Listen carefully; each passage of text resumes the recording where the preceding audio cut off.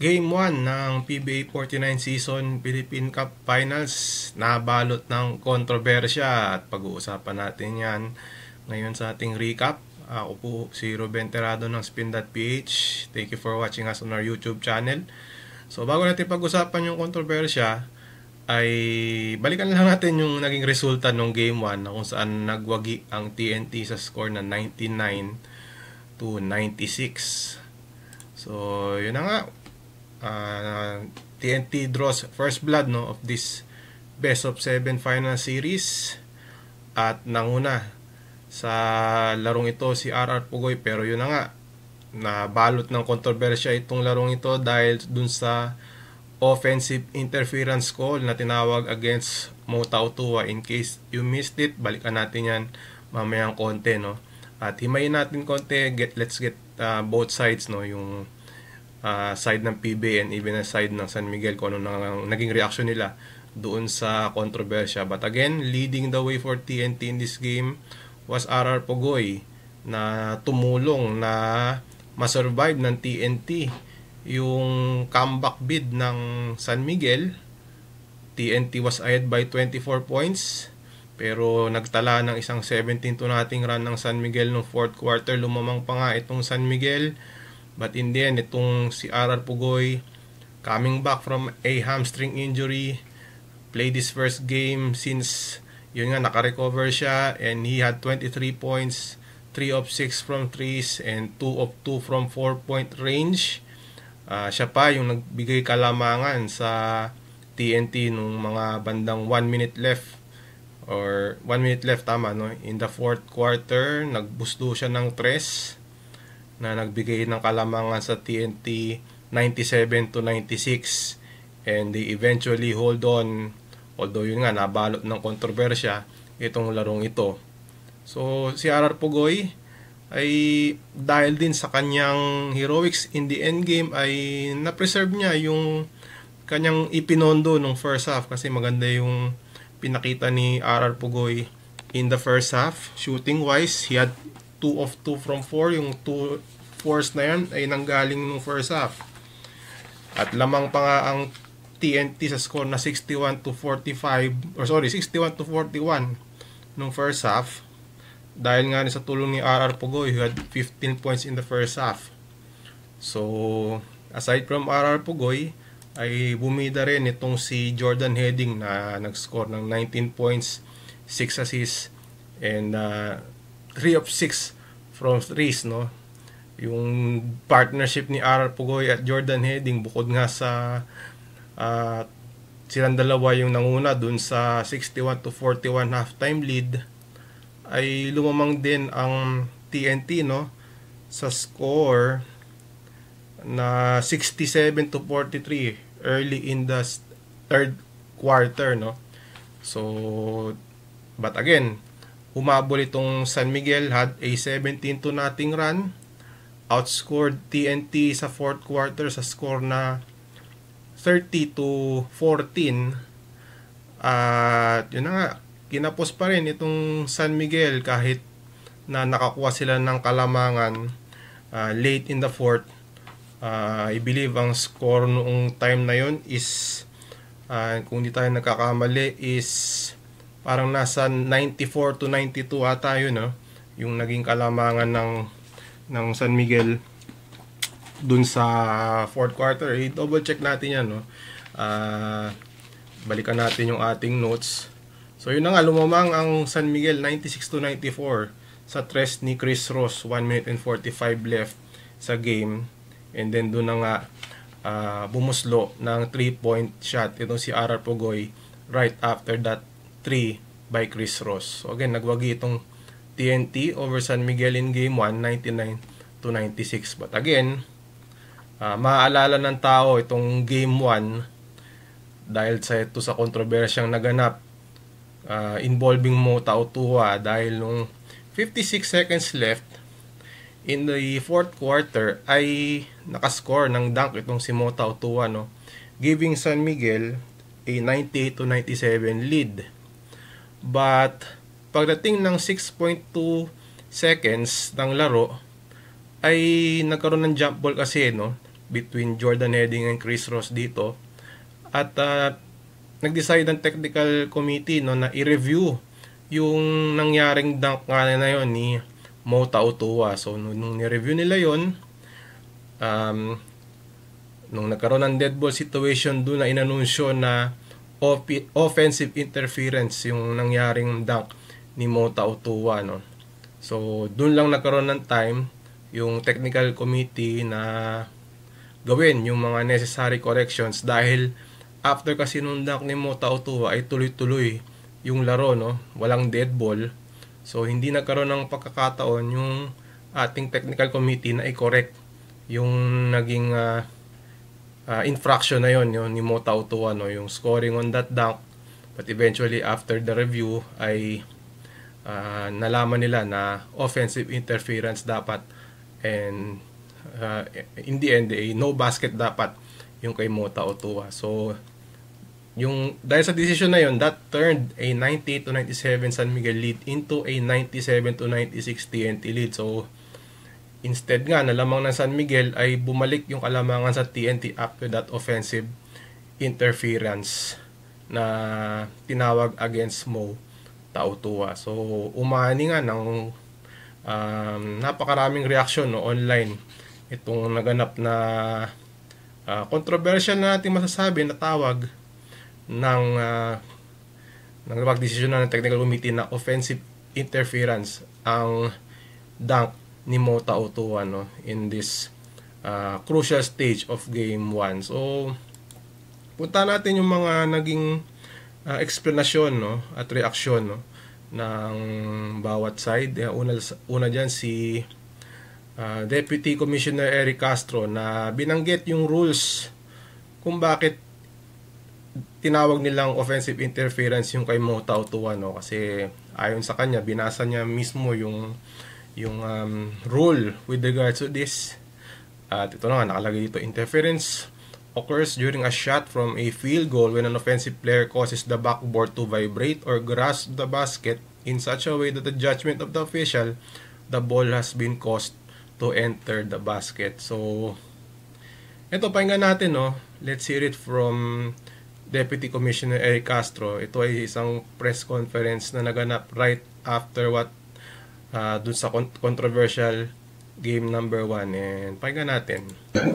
Interference occurs during a shot for a field goal when, then I will cite J5 under a rule book, an offensive player causes the backboard to vibrate or grasp the basket in such a way that, in the judgment of the official, the ball has been caused to enter the basket.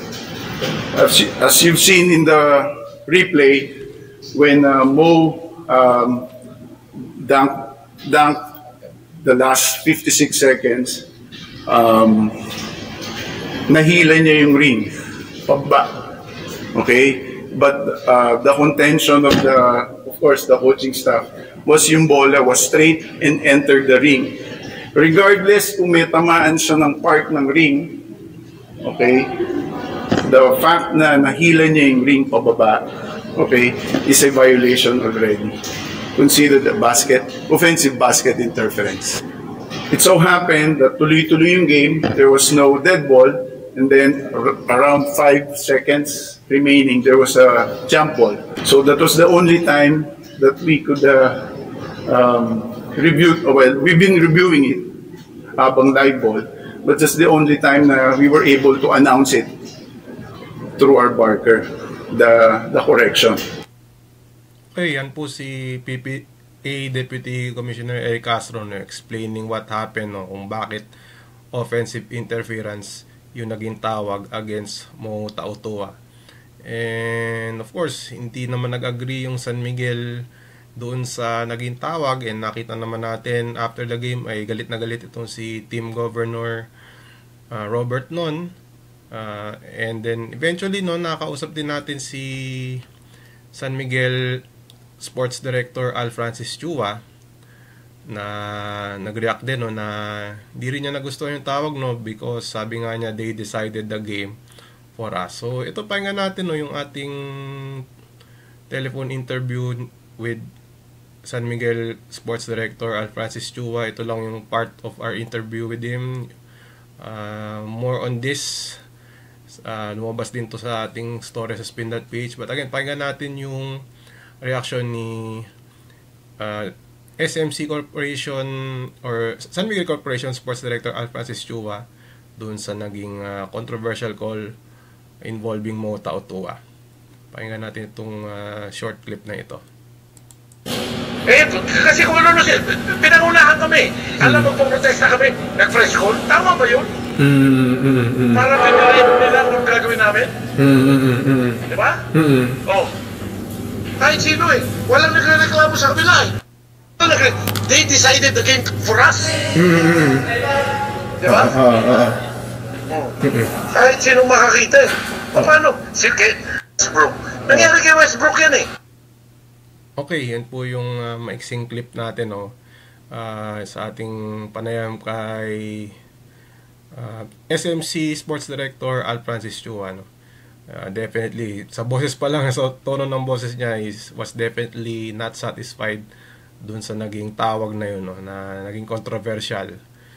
So, yun, anong tingin nyo dun sa tawag, marami tayong nabasa sa ating comment section nung pinost natin yung press conference ni Deputy Commissioner Eric Castro. Ay maraming syempre hindi nagustuhan yung call dahil tingin nila ay counted dapat yung dunk ni Mota Otua. Meron din nagsasabi, mangilan-ilan na inexplain naman ni Deputy Commissioner Eric Castro yung naging tawag, nasa rules naman din yung naging offensive interference na yun, tinawag against Mota Otua, Well, for me, it's unfortunate lang, na yung tawag na yun, in a way tarnished this exciting game number 1.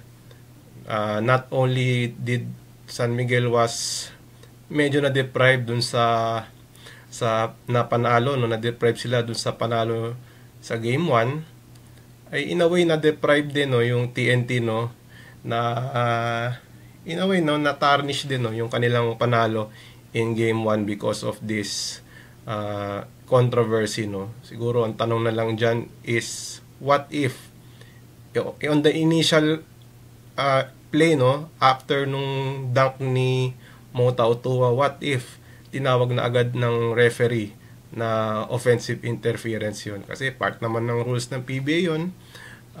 Yun ang ating question, what if kung tinawag na ng referee initially yung offensive interference, ay ano kaya mangyayari?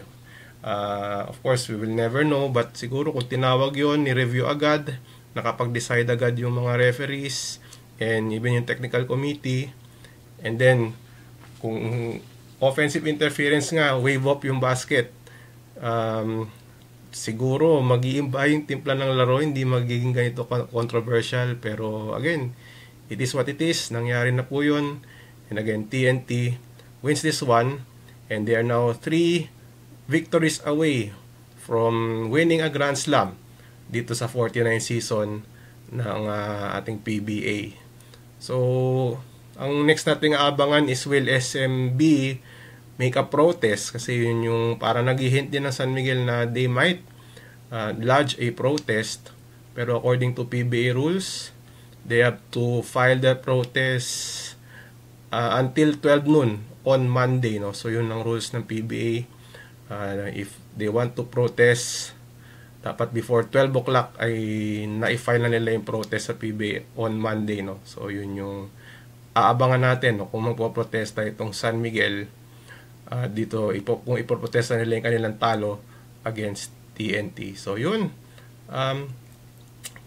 yun muna ating recap. Ano tingin nyo sa nangyari game 1? Just comment down below, and tingnan natin kung mababasa natin or ipapublish natin, ipapakita natin siguro in a later video, yung mga reaction ng mga fans natin.